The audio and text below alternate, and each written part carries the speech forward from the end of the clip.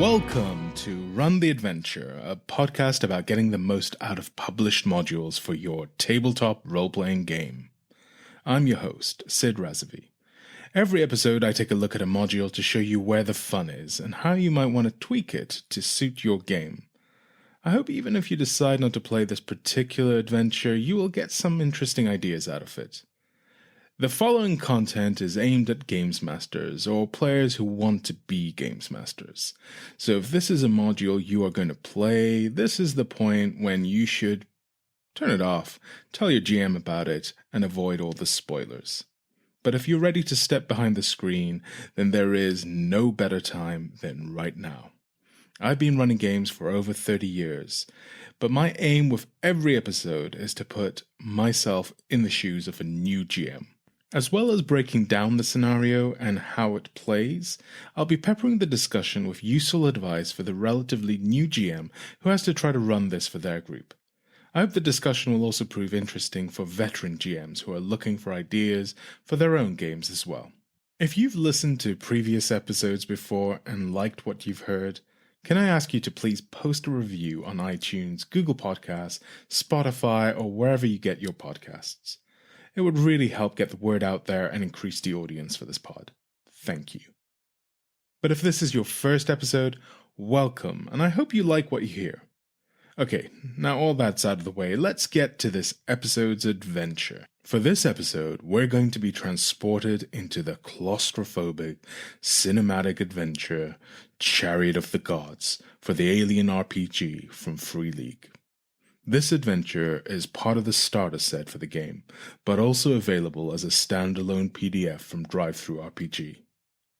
In it, the players take the roles of a band of space truckers who wake from cryosleep to find their ship has taken a detour to respond to an emergency broadcast. The distress signal comes from the USCSS Cronus, a scientific research ship that disappeared some 75 years ago. Swept along by events, the player characters find themselves in a scenario very reminiscent of Ridley Scott's 1979 masterpiece movie, Alien. If signing up to play Alien RPG comes with certain expectations, Chariot of the Gods certainly delivers. As to whether it works as a good introduction to the system, and whether it is fun to play, let's dive in and find out. Summary of the adventure.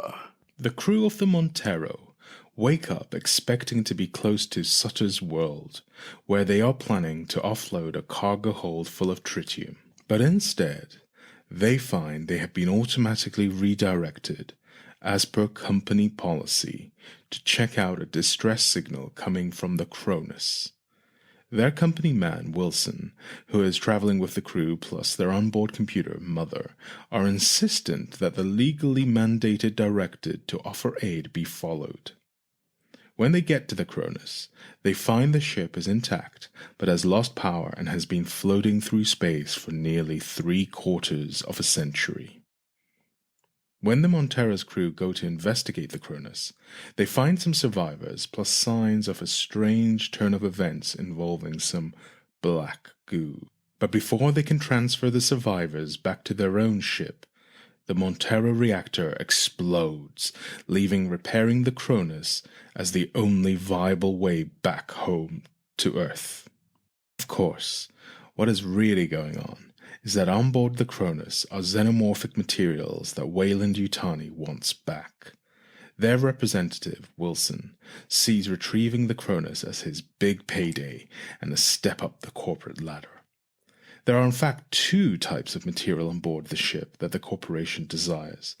The first is the black goo that the enigmatic engineers use to seed life on worlds and also to create the xenomorphs. The other is a primeval strain of the material called Draconis 26, which may inoculate against the xenomorph infestation. Exactly what you need if you want to use the black goo as a bioweapon without your own people succumbing to its effects. Unfortunately, the Draconis 26 strain only works some of the time and when it doesn't, it ends up transforming the unlucky recipient into an abhorrent abomination. The crew of the Montero aren't just caught in the machinations of Wilson and Weyland-Yutani. With little choice but to repair the Cronus to return home, the crew find that the survivors on the Cronus are not all well either. Soon the effects of the Draconis 26 strain have unpleasant, maddening effects on them. As the Montero crew try to fix the air, power, and other vital systems, they get attacked. These emerging abominations are strong and deadly, picking the worst possible moment to turn on their would-be rescuers. Even more disastrously, some of the Montero crew may also be affected by the black goo and may have sought the Draconis 26 strain to inoculate themselves. The chances they too will slowly turn into abominations are high. If fixing the Cronus whilst avoiding being killed by abominations, or turning into one themselves, wasn't enough, at some point it may turn out one of the Montero crew was secretly an android with a mission to ensure none of the black goo ever makes it back to Earth. If dying on board the Cronus, or taking the xenomorph material back to Earth for Weyland-Yutani, seems like a suitably horrific end point for the adventure, an optional encounter with the Sotilla, a corporate-sponsored marauder ship, may provide an alternative for those looking for a somewhat happier ending. The Sotilla's crew board the Cronus at an opportune moment near the end of the adventure and may offer any survivors their only way to safety. Then it's only a matter of getting the Sotilla out of the radius of the Cronus's explosion before lighting up a cigar and thanking your lucky stars you made it out of that nightmare. Adventure structure. After a very short paragraph introducing the setup of the scenario, the module begins by describing the 5 pre-gen characters and the fact that one of them may, at the discretion of the game mother, be a secret android. One thing that is important and distinctive about Alien RPG's cinematic scenarios is that every player character has a secret agenda, with one playing out per act. Sometimes these are benign to the rest of the group, and sometimes they will find themselves in conflict with other player characters.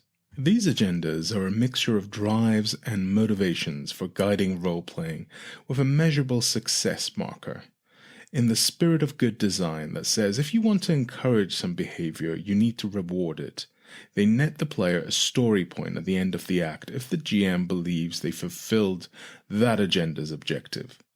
Story points are tied to the player, not the character, and allow them to turn any single d6 to a 6, a success in Alien RPG, when making a roll. What all this amounts to is that instead of the party acting along the average desires of the group or bending to the strongest-willed player's wishes, they are pulled in different directions as they try to fulfill their own ambitions. They can create a lot of drama, and it's often quite subtle, at least in the first couple of acts. However, by Act 3, when the story is near culmination, these agendas become more bold and disruptive.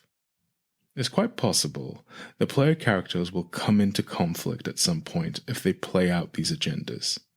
The 2 obvious causes of friction are the company man Wilson and the secret android.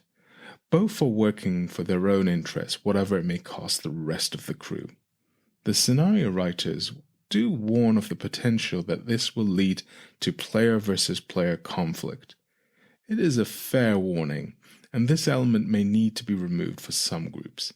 However, it is very much in the spirit of the films and the game to keep this element in if you can warn players ahead of time without necessarily giving the game away. Once we're into the scenario itself, we get a nice read-aloud text box that lays out the situation for the players. This is followed by an overview of how the scenario might play out. Then you get a bit of background about what happened on the Cronus and the discovery of the Draconis 26 strain. This last bit on the Draconis 26 strain is going to prove useful to know for extended play in the Aliens universe. It is brief, but it's the MacGuffin that will keep on giving. The GM is then introduced to the pre-gen player characters in detail. Presumably, this serves as a handy reference when you dole out the character sheets to the players themselves.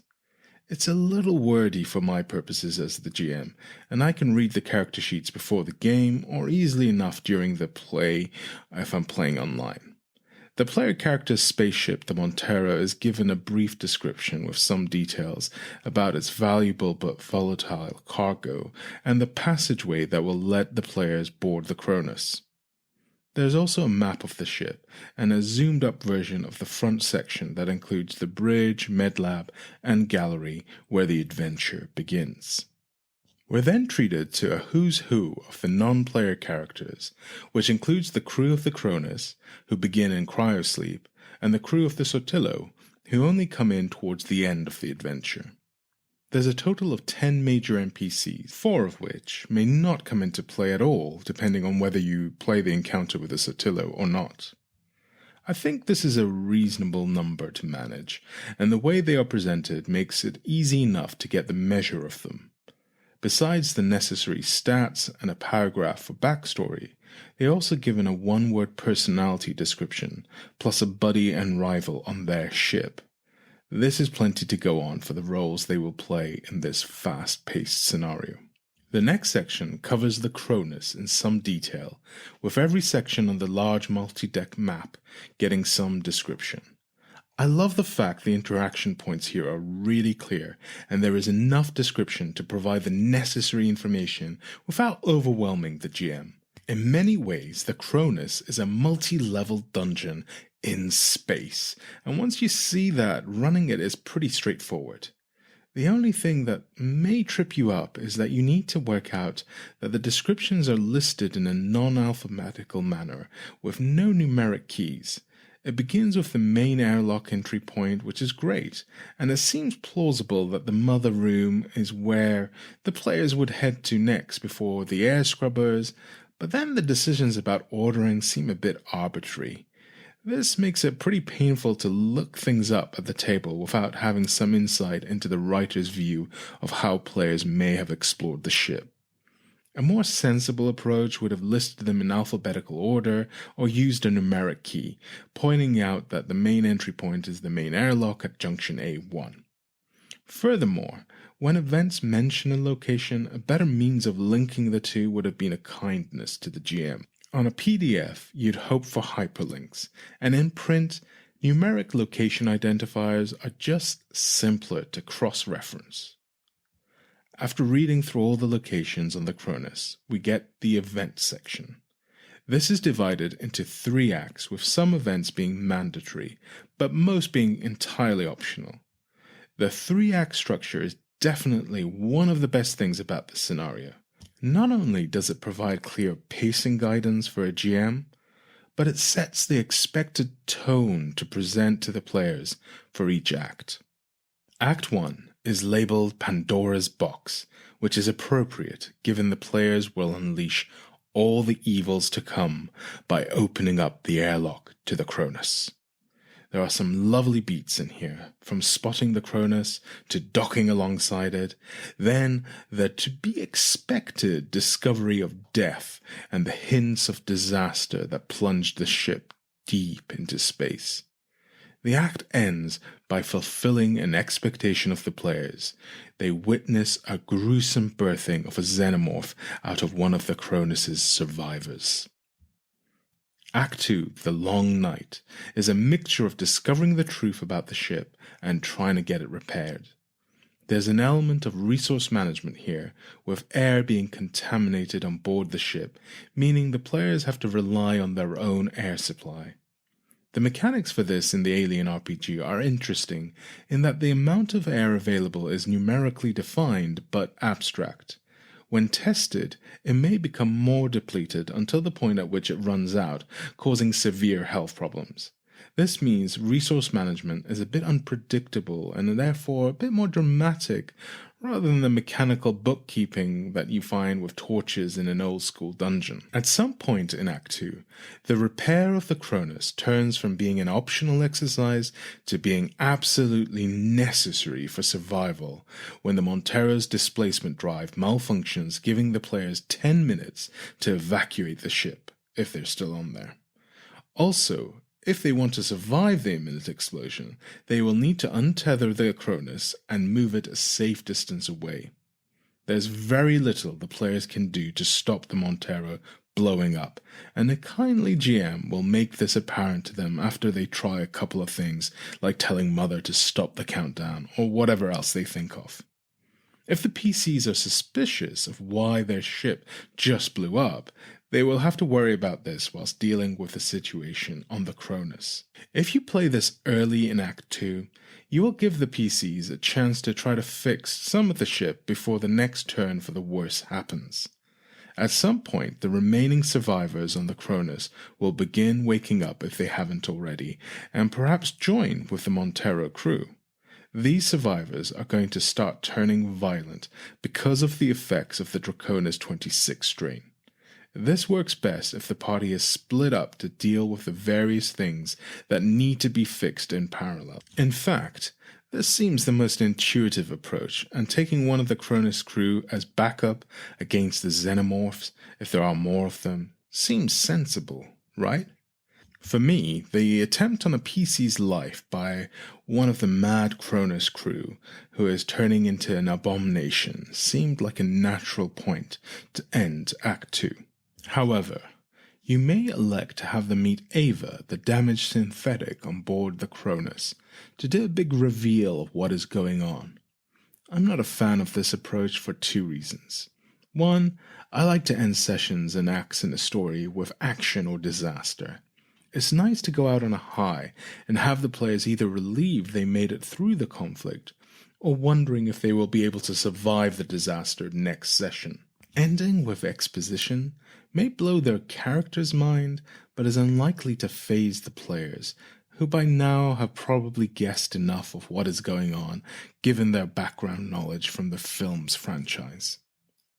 The second reason is, for reasons that would merit a paper in psychology about AI, players tend to have very little sympathy for androids or synthetics, except that the care that they may extend to their fellow players, or if you dress the android up in the body of an animal or a child.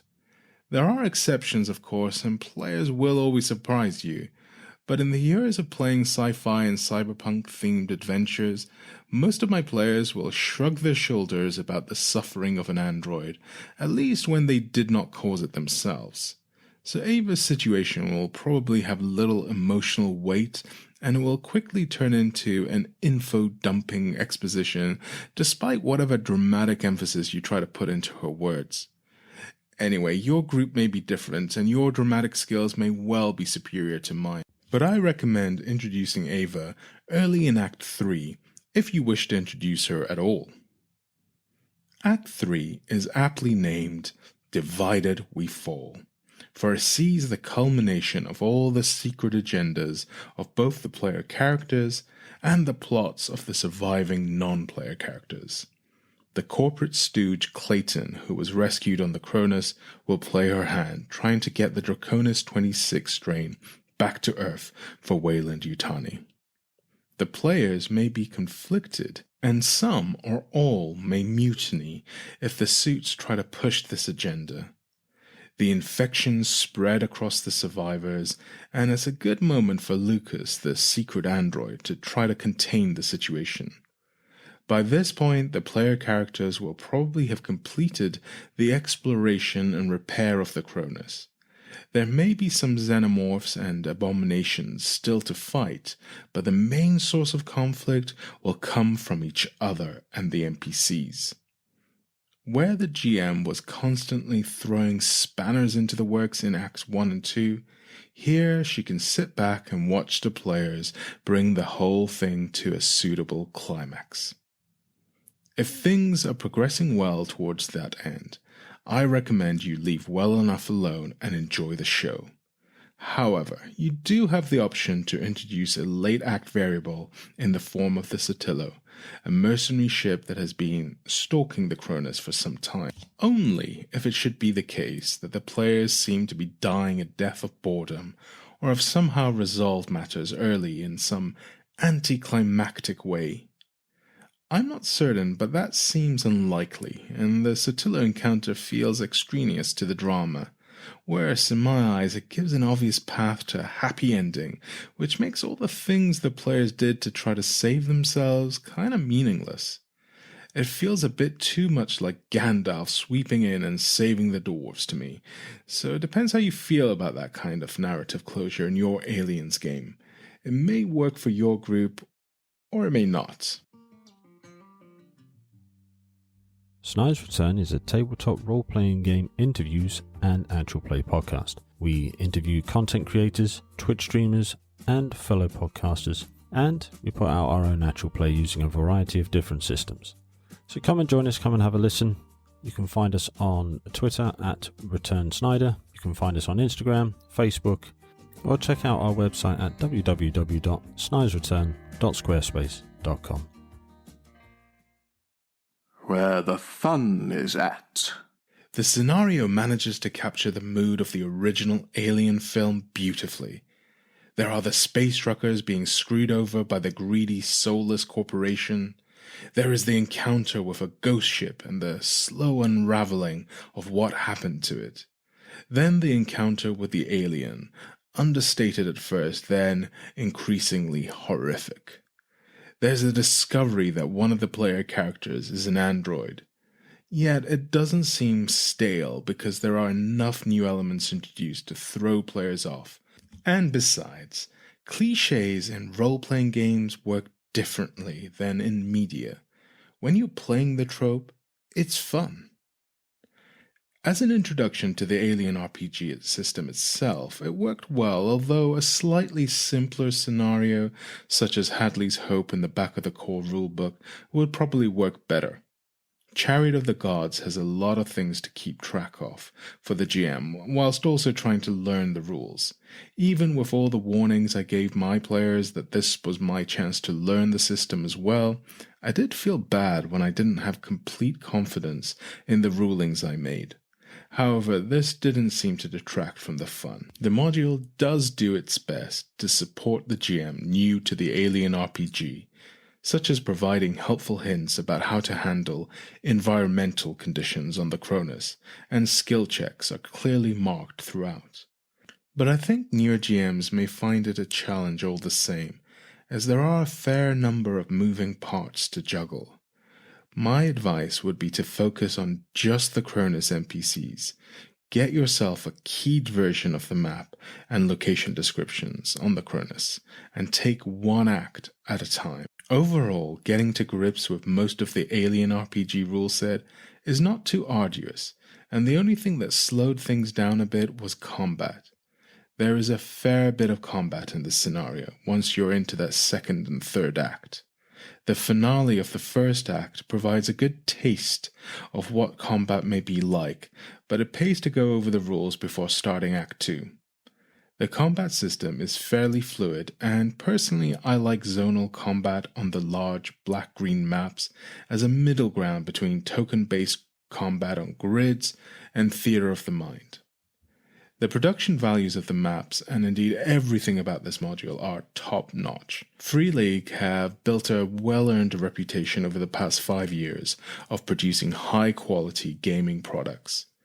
The art is fitting for the setting and beautiful. The maps work very well, I found, although your mileage may vary depending on how you feel about the monochrome green color scheme.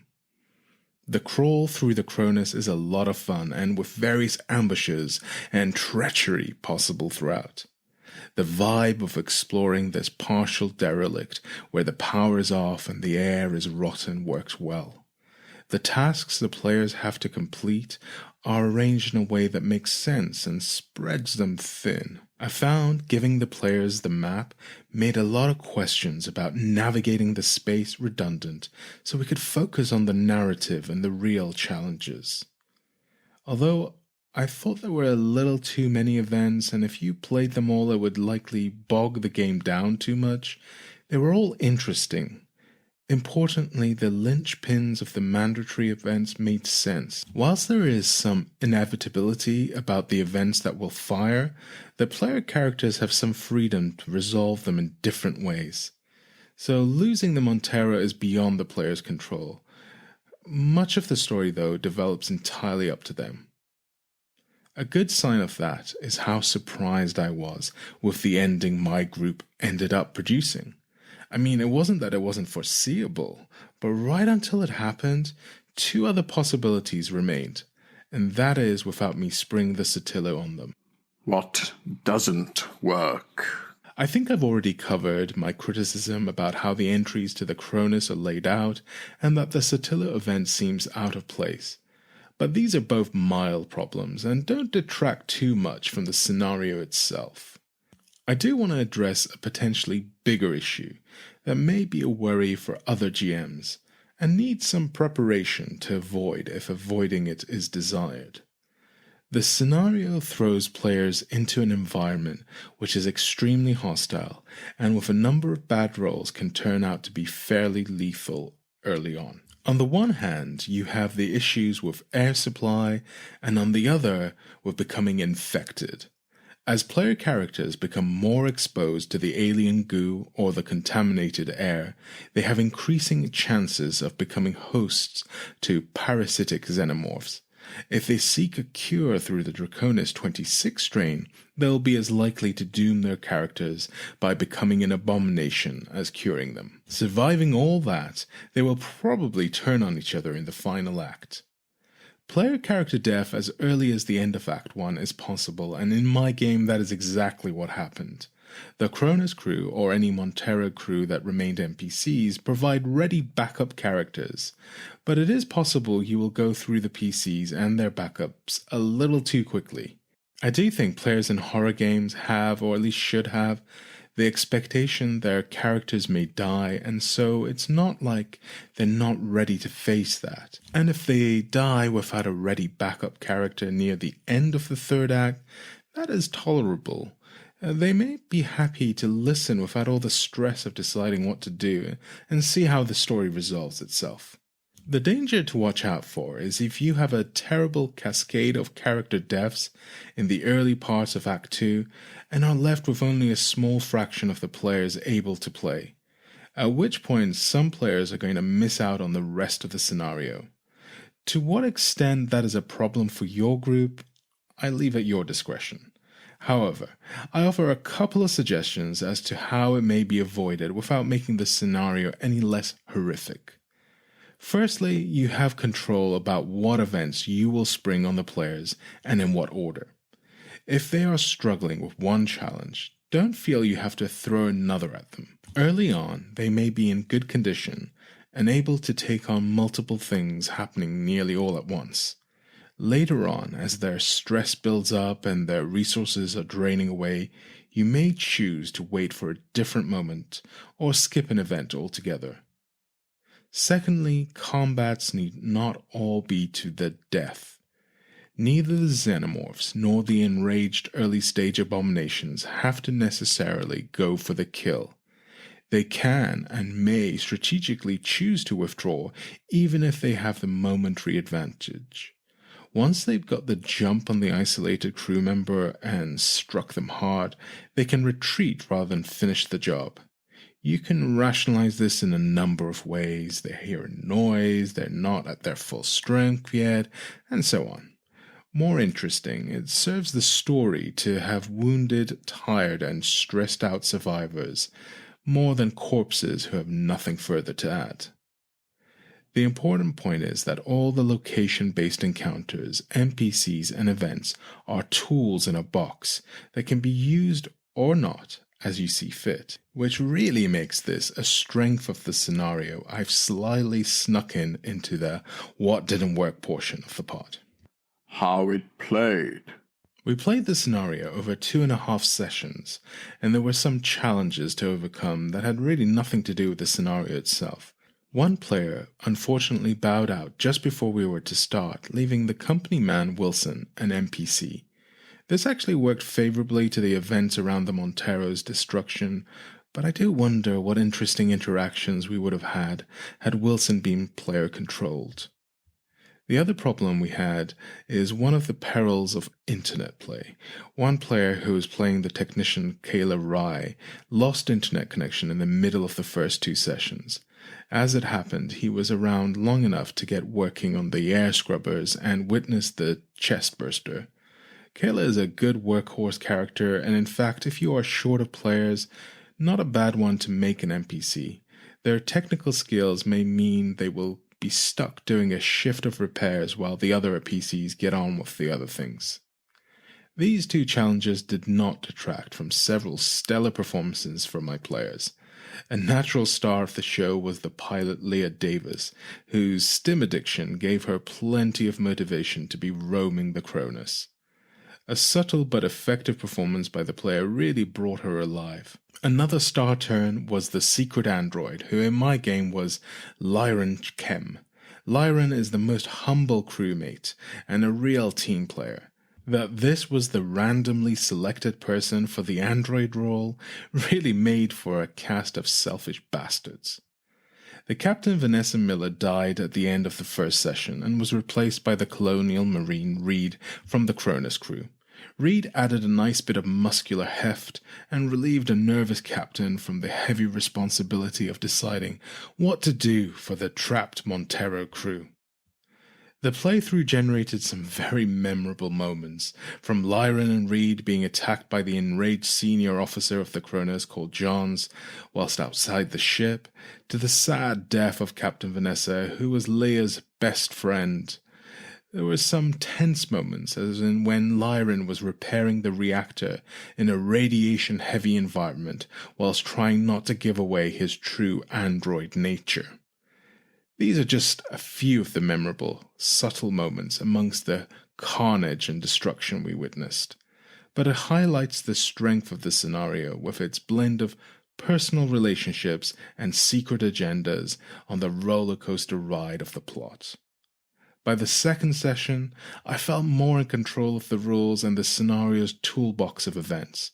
We progressed beautifully, and right until he failed, I thought Lucas, the secret android, would enact his final agenda and destroy the ship. When he didn't, we ended up with the ominous epilogue of the USCSS Cronus arriving at Earth with the xenomorph material on board. I'm sure nothing bad will come of that. Make it your own. The flexibility of this module and its general structure are a fantastic model for scenario design. Let me restate the structure to show you what I mean. I'm going to skip the first short section on characters, which outlines some specifics about the system's use of secret agendas. Consider that taken for granted if you're playing Alien RPG.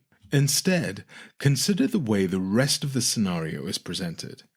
First, you get a quick overview of the situation, the necessary backstory and MacGuffin that will make it all work. Then, you get all the major NPCs presented in brief but usable format that gives you not just what you need to know in terms of the mechanics of play, but also the essence of how you may roleplay them. Then, you get the dungeon and space with named rooms tied to a multi-level map. Each location is briefly described in sufficient detail so you can work with it at the table. Interaction points are clearly identified, and any necessary rule mechanics bolded. Finally, you have the 3-act structure of events with a concluding epilogue. Mandatory events are clearly labeled. This to me is the perfect presentation style for a game like this, where you have elements of exploration and story without there being a hard rail on which the story must progress. The structure makes it easy to navigate when reading it for the first time, and it is easy to reference during play. I've taken a similar approach as I put together my own scenarios and even start thinking of how I can adapt less well-organized scenarios into a similar format. This often means putting together a short file or folder with 1. The situation, 2. major NPCs. 3. Maps and location descriptions. 4. Events split into 3 acts. Pretty basic when you think about it, but it works really well.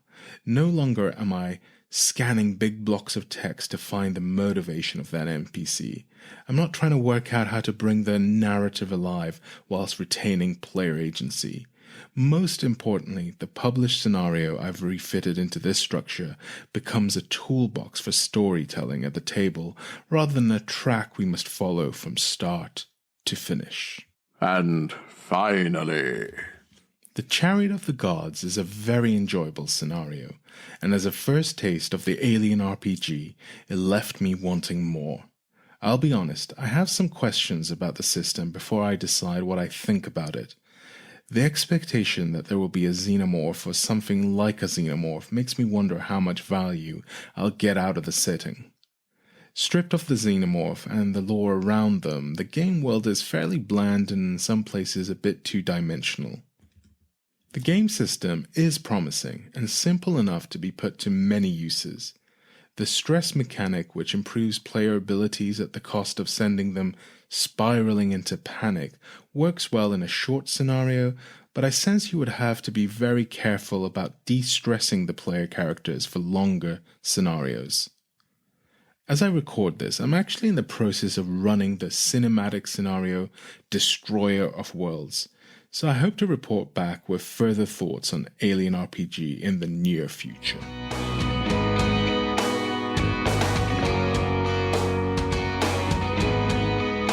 Thank you for listening to Run the Adventure with me, your host, Sid Razavi. I'd love to hear any feedback, questions, or your thoughts on this episode.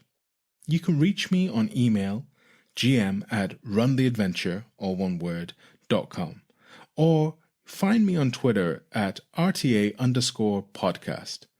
Links to today's adventure are available on the show notes and on the website www.runtheadventure.com. Until the next episode, may your adventure run fantastic.